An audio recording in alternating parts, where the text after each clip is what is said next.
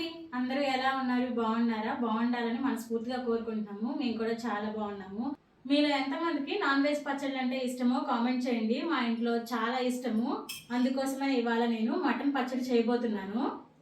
మా నాన్న చీకటితో షాప్కి వెళ్ళి 1.5 కేజీ మటన్ తీసుకొచ్చారు. 1/2 కేజీ కూర వండేశారు అమ్మ. ఇప్పుడు నేను ఈ కేజీ మటన్తో పచ్చడిని ఎలా చేయబోతున్నానో చూసేయండి.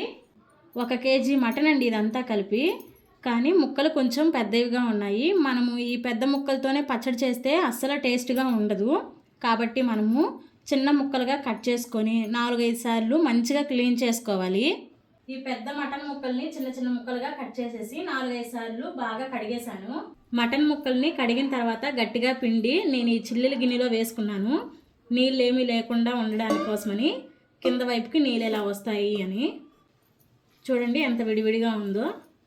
ఈ మాత్రం చిన్న సైజు ముక్కలుగా ఉంటేనే మనము మటన్ పచ్చడిని తినేటప్పుడు బాగుంటుంది. అయితే నేను మీ అందరికీ ఒక విషయం చెప్పాలనుకుంటున్నాను. నేను ఇప్పుడు పచ్చడి చేయబోయేది మేక మాంసం అండి, పొట్టేలు మాంసం కాదు. పొట్టేలు మాంసం కొంచెం తక్కువ రేటు ఉంటుంది, మేక మాంసమే చాలా ఎక్కువ రేటు ఉంటుంది. మా నాన్నమ్మ, తాతయ్య, అమ్మమ్మ, నాన్న, అమ్మ వాళ్ళు ఏంటంటే పొట్టేలు అస్సలు వద్దు, మనం ఎప్పుడైనా సరే మేకదే తిందామంటారు. కొంతమందికి పుట్టుకతో ఉంటాయి కదండి కొన్ని డిసీజులు, అలాంటివి ఏంటంటే మనం పొట్టేలు మాంసం తింటే ఇంకా ఎక్కువ చేసేస్తాయంట. అందుకోసమని మా ఇంట్లో అలౌ చేయరు. ఎప్పుడైనా సరే ఎక్కువ డబ్బులైనా సరే మేక మాంసమే తీసుకొని వచ్చుకుంటాము. మీరు కూడా మేక మాంసం తింటే మంచిదా లేకపోతే పొట్టేలు మాంసం తింటే మంచిదా అనేది కామెంట్ చేయండి. మా ఇంట్లో వాళ్ళ ఒపీనియన్ నేను చెప్పాను, ఎవరి ఒపీనియన్ వాళ్ళదేనండి. మీరైతే పొట్టేలు మాంసం అయినా మేక మాంసంతోనైనా ఈ పచ్చడి పెట్టుకోవచ్చు. ఇప్పుడు ఈ మటన్ ముక్కల్ని కుక్కర్లోకి వేసుకుంటున్నాను. చూసారు కదా, నీళ్ళేమీ లేకుండా ముక్కలు అనేవి చాలా విడివిడిగా బాగున్నాయి. ఇప్పుడు ఈ మటన్ ముక్కల్లోకి పసుపు వేసుకోవాలి, అలాగే సాల్ట్ని కూడా వేసుకోవాలి. కొంచెమే ఆయిల్ వేసుకోవాలి. వేసుకున్న పసుపు, సాల్ట్, ఆయిల్ మటన్ ముక్కలకి కలిసేలాగా కలుపుకోవాలి. మనము నీళ్ళు వేసుకోకుండా మాత్రమే ముక్కల్ని ఉడికించుకోవాలి. మనము చికెన్ పచ్చడి చేసుకునేటప్పుడు ఎలా అయితే నీళ్ళని ఇరికిపోయేలాగా చికెన్ ఉడకపెట్టుకుంటామో అలానే చేయాలండి. కొంతమంది నీళ్ళు వేసి ఉడకపెడుతున్నారు, అలా అస్సలు చేయకూడదు. మనకి ఈ మేక మాంసాన్ని చిన్న ముక్కలుగా కట్ చేసి కడుక్కుంటాం కదండి, కొంత నీళ్ళు అనేవి ఈ ముక్కల్లో ఉంటాయి. మనం నీళ్ళు వేయకుండా ఉడకపెట్టడం వల్ల ముక్కకి ఆ నీళ్ళే సరిపోతాయి. ఏదైతే ముక్కలో నీళ్ళుండి బయటకు వచ్చి ఉంటాయో అవే సరిపోతాయి, మనం నీళ్ళు వేయడం అవసరం లేదు ఎక్స్ట్రాగా. కుక్కర్కి మూత పెట్టి, కుక్కర్ మూత పెట్టేసాం కదండి, మీడియం ఫ్లేమ్లో 4 విజిల్లు రానివ్వాలి. స్టవ్ ఆన్ చేసి కుక్కర్ని స్టవ్ పైన పెట్టేసుకున్నాను. మీడియం ఫ్లేమ్లో 4 విజిల్లు రానిచ్చుకోవాలి. మీడియం ఫ్లేమే ఎందుకు పెట్టుకోవాలి అని చెప్తున్నానంటే మనం వాటర్ వేయలేదు కదండి, హై ఫ్లేమ్లో పెడితే మాడిపోతుంది. అందుకోసమని మీడియం ఫ్లేమ్లో మనం 4 విజిల్లు రానిచ్చుకోవాలి.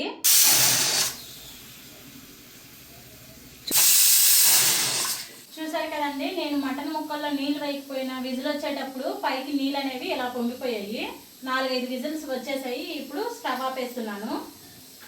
స్టవ్ ఆపేసాను. పక్కకు దించి చల్లారేంత వరకు పక్కనే ఉంచేస్తాను.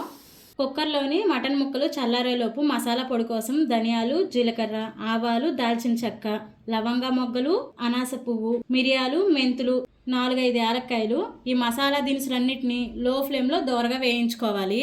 స్టవ్ పై కడాయిని పెట్టేశాను. ఇప్పుడు ఈ మసాలా దినుసులన్నింటినీ వేస్తున్నాను. వేసుకున్న మసాలా దినుసులని మాడిపోకుండా దోరగా వేయించుకోవాలి. మసాలా దినుసులు దోరగా వేగిపోయాయి, పక్కకు దించేసుకుంటున్నాను. వీటిని బాగా చల్లార్చుకొని మిక్సీకి పెట్టి మెత్తని పొడిలాగా చేసుకోవాలి. మసాలా దినుసులు చల్లారిపోయాయి, ఇప్పుడు మిక్సీకి వేసుకుంటున్నాను. మెత్తని పౌడర్లా చేసేసాను, పక్కకు తీసేసుకుంటున్నాను. ఇప్పుడు మసాలా పొడిని పక్కకు తీసేసుకున్నాను, పక్కన పెట్టేస్తున్నాను. ఇప్పుడు ఇదే మిక్సీ జార్లో తొక్క తీసి చిన్న ముక్కలుగా కట్ చేసిన అల్లం ముక్కల్ని వేసుకుంటున్నాను. అలాగే తొక్కలు తీయని తెల్లగడ్డలు కూడా వేసేసుకుంటున్నాను. నేను ఒక తెల్లగడ్డ మొత్తాన్ని తీసుకుంటున్నాను. ఈక్వల్ క్వాంటిటీలో వేసుకోవచ్చు మనము అల్లం తెల్లగడ్డ పేస్ట్ కోసమని. అల్లం తెల్లగడ్డ పేస్ట్లో చిటికెడంత పసుపు వేసుకుంటే పేస్ట్ని చూడడానికి బాగుంటుంది. నాన్ వెజ్ పచ్చళ్ళు మనం చేసినప్పుడు ఫ్రెష్ అల్లం తెల్లగడ్డ పేస్ట్ని యూజ్ చేస్తేనే పచ్చడి టేస్ట్ మరింత బాగుంటుంది. అల్లం తెల్లగడ్డ ముక్కల్ని మెత్తని పేస్ట్లా చేసుకోవాలి. అల్లం తెల్లగడ్డ పేస్ట్ రెడీ అయిపోయింది. ఇప్పుడు పక్కకు తీసేసుకుంటున్నాను. అల్లం తెల్లగడ్డ పేస్ట్ కూడా రెడీ అయిపోయింది. మటన్ ముక్కలు విజిల్ చల్లారిపోయేలోగా మసాలా పొడి, అల్లం తెల్లగడ్డ పేస్ట్ రెడీ చేసి పక్కన పెట్టేసుకుంటున్నాను. మనము మటన్ ముక్కల్లో వాటర్ వేయలేదు కదండి, చూడండి ఎన్ని వాటర్ ఉన్నాయి. ఇంకా ఈ మటన్ ముక్కల్లో నీళ్లు ఇనికిపోయేలాగా మటన్ ముక్కల్ని మళ్ళీ ఉడికించుకోవాలి. అందుకోసమని స్టవ్ ఆన్ చేసి కడాయిలో ఈ మటన్ నీళ్ళతో పాటు మటన్ ముక్కల్ని కూడా వేసి ఉడికించుకుంటున్నాను. మనము ముక్కలు ఉడికించేటప్పుడు ఆయిల్ వేసుకున్నాం కాబట్టి ముక్కలు అనేవి కుక్కర్కి అతుక్కోలేదు. ఈ ముక్కలకి ఈ నీళ్ళు ఇనికిపోయేంత వరకు ముక్కల్ని బాగా ఉడికించుకోవాలి. మటన్ ముక్కల్లో నీళ్ళు మొత్తం మటన్ ముక్కలకే ఇనికిపోయాయి, చూసారు కదండి. ఇంకా పక్కకు తీసేసుకోవచ్చు. మటన్ ముక్కలు ఉడికిపోతే పక్కన పెట్టాను కదండి. ఇప్పుడు స్టవ్ ఆన్ చేసి కడాయిని స్టవ్ పైన పెట్టుకున్నాను. నేను ఈ మటన్ పచ్చడి కోసమని వేరుశనగ పప్పుల నూనెని యూజ్ చేస్తున్నాను. టేస్ట్ చాలా బాగుంటుంది. ఈ వేరుశనగ పప్పుల నూనె ప్యాకెట్ లీటర్ ప్యాకెట్. నేను తీసుకోవాల్సింది 400 ml తీసుకోవాలి. కడాయిలో ఆయిల్ వేసుకుంటున్నాను. ఈ ఆయిల్ని బాగా వేడి చేసుకోవాలి. ఈలోపు కొన్ని మటన్ ముక్కలు చల్లారాయి, చూపిస్తాను ఎలా ఉడికించుకోవాలో. మనము మటన్ ముక్కని ఇలా చించినప్పుడు ఇలా సపరేట్గా విరిగిపోవాలి. అప్పుడే మనకి మటన్ అనేది పర్ఫెక్ట్గా ఉడికినట్టు ఉంటుంది. ఆయిల్ బాగా వేడెక్కిపోయింది. ఉడికించిన మటన్ ముక్కల్ని ఆయిల్లో వేసుకుంటున్నాను. మటన్ ముక్కల్ని ఆయిల్లో వేసేటప్పుడు జాగ్రత్తగా వేయండి, ఎందుకంటే మటన్ ముక్కల్లో కొంచెం చెమ్మ అనేది ఉంది కదండి, దానివల్ల ఆయిల్ పైకి ఎగిరే అవకాశం కూడా ఉంటుంది. అందుకోసమని జాగ్రత్తగా వేసుకోండి. నేను వేరుశనగ పప్పు నూనె వేసుకున్నాను కాబట్టి మనం మటన్ ముక్కలు వేయగానే వేగుతునేటప్పుడు నురగంతా ఉంది, చూసారు కదా. మటన్ ముక్కలు అయితే బాగా వేగిపోయాయి. స్పూన్తో మనము మటన్ ముక్కని ఇలా విడిగా చేస్తే ఎలా విరిగిపోయిందో చూడండి. ఇప్పుడు మటన్ ముక్కలు కూడా ఆయిల్లో బాగా డీప్ ఫ్రై అయిపోయాయని అర్థమైపోతుంది. మరి ఎక్కువ వేయించకూడదు, అలా అని లైట్గా మనము ఉడికించుకున్నట్లు వేయించకూడదు. ఒక విధానంగా వేయించుకోవడం వల్ల పచ్చడి ఎక్కువ రోజులు నిల్వ ఉంటుంది. ఇప్పుడు ఈ మటన్ ముక్కల్ని పక్కకు తీసేసుకుంటున్నాను. నురుగు చూసారు కదండి, ఇంకా పోలేదు. వేరుశనగ పప్పులు నూనె వేసాం కదండి, అందుకోసమని ఆ నురుగు అలానే ఉంటుంది.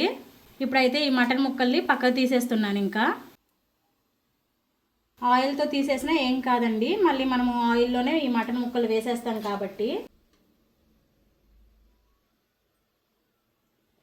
ఇలా చిన్న చిన్న పీసెస్గా కట్ చేసుకోవడం వల్ల పచ్చడిని ఎక్కువ మంది ఎక్కువ సార్లు తినొచ్చు. అదే పెద్ద పెద్ద ముక్కలుగా ఉన్నాయనుకోండి ఎక్కువ రోజులు తినలేము పచ్చడి. అందుకోసమని నేను ఇలా చిన్న ముక్కలు చేశాను.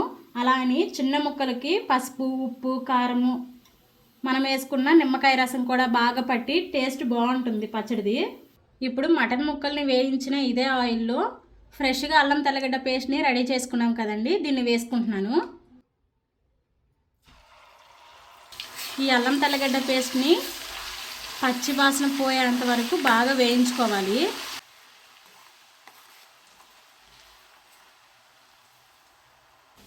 అల్లం తెల్లగడ్డ పేస్ట్ పచ్చివాసన పోయి బాగా వేగిపోయింది. ఇప్పుడు ఆవాలు, ఆయిల్ మంచి వేడి మీద ఉంది కాబట్టి ఆవాలు బాగా వేగిపోతాయి. ఇప్పుడు 4-5 ఎండుమిరపకాయలు వేసుకోవాలి. అలాగే కరివేపాకు వేసుకోవాలి. వీటన్నిటిని ఆయిల్లో 1 నిమిషం పాటు వేయించుకోవాలి. 1 నిమిషం పాటు ఆవాలు, కరివేపాకు, ఎండుమిరపకాయని వేయించేసుకున్నాం కదండి. ఇప్పుడు దీంట్లోనే మనం వేయించి పక్కన పెట్టుకున్న మటన్ ముక్కల్ని వేసేసుకుంటున్నాను. మటన్ ముక్కలు వేసుకున్నాం కదండి, కొంచెం పసుపుని వేసుకోవాలి. అలాగే సాల్ట్ని కూడా వేసుకోవాలి. మనం సాల్ట్ని మటన్ ముక్కల్ని ఉడికించేటప్పుడు వేసుకున్నాం కాబట్టి చూసి వేసుకోవాలి. మన కారంకి సరిపడినంత కారం వేసుకోవాలి. అలాగే ఫ్రెష్గా రెడీ చేసుకున్న మసాలా పొడిని వేసుకుంటున్నాను. వీటన్నిటిని మటన్ ముక్కలకి కలిసేలాగా కలుపుకోవాలి. మటన్ ముక్కల్ని మనము స్టవ్ పైన పెట్టే ఈ పసుపు, కారం, సాల్ట్, మసాలా పొడి వేసుకోవచ్చు. లేదు అని అంటే మనం అల్లం తెల్లగడ్డ పేస్ట్ని వేయించుకున్న తర్వాత పక్కకు దించేసుకొని మటన్ ముక్కలు, పసుపు, సాల్ట్, మసాలా పొడిని వేసేసుకోవచ్చు. ఎలా అయినా చేసుకోండి. నేనైతే మాత్రం 1 నిమిషం పాటు స్టవ్ పై వేడి చేసుకొని పక్కకు దించేసుకున్నాను. ఇప్పుడు 4 నిమ్మకాయల్ని సగం ముక్కలుగా కట్ చేసి రసం పిండుకుంటాను. నేను ఒకటేసారి టీని వడపెట్టుకుంటాం కదండి, ఆ జల్లెడ పెట్టుకొని ఇలా పిండేస్తున్నాను. అంటే గింజలు సపరేట్గా, రసం సపరేట్గా అయిపోతుందని. పచ్చడి బాగా చల్లారిపోయింది, ఆయిల్ కూడా పైకి తేలిపోయింది. ఇప్పుడు ఇందాక నేను కట్ చేసి పెట్టుకున్న గింజలు లేని నిమ్మరసాన్ని ఈ పచ్చడిలోకి యాడ్ చేసేసుకుంటున్నాను. పచ్చడిని మొత్తం ఒకసారి కలుపుకోవాలి. అంటే మనకి నిమ్మకాయ రసం వేసుకున్నాం కదండి, ముక్కలకు పట్టుకునేటట్లు కలిపి ఎయిర్ టైట్ జార్లో కానీ పింగాణీ జార్లో కానీ స్టోర్ చేసుకుంటే 2-3 నెలలు నిల్వ ఉంటుంది. మీరు ఒకటి గమనించినట్లయితే నేను బోన్లెస్ మేక మాంసాన్ని మాత్రమే తీసుకున్నానండి. చూసారు కదా పచ్చడి అనేది ఎంత బాగా రెడీ అయిపోయిందో. ఇప్పుడు ఈ పచ్చడి మొత్తాన్ని ఈ గ్లాస్ జార్లోకి తీసేసుకుంటున్నాను.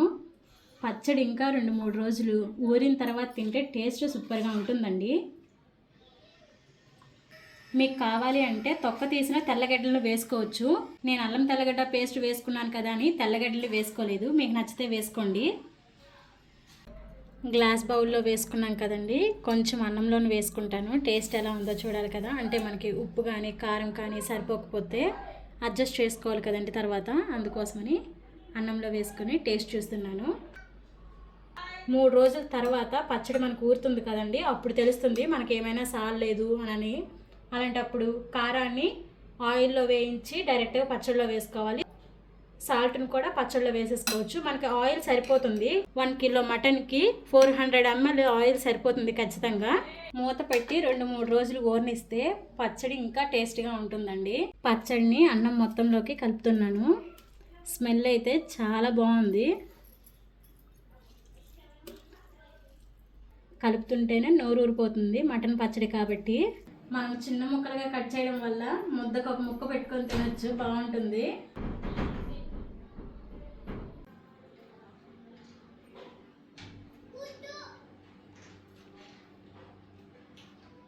మటన్ ముక్క చాలా బాగా ఉడికింది. అలాగే వేసుకున్న సాల్ట్, కారం, ఆయిల్ కూడా సూపర్గా సరిపోయింది. చాలా అంటే చాలా బాగుంది మటన్ పచ్చడి. నెక్స్ట్ వీడియోతో మళ్ళీ కలుసుకుందాం. Bye bye.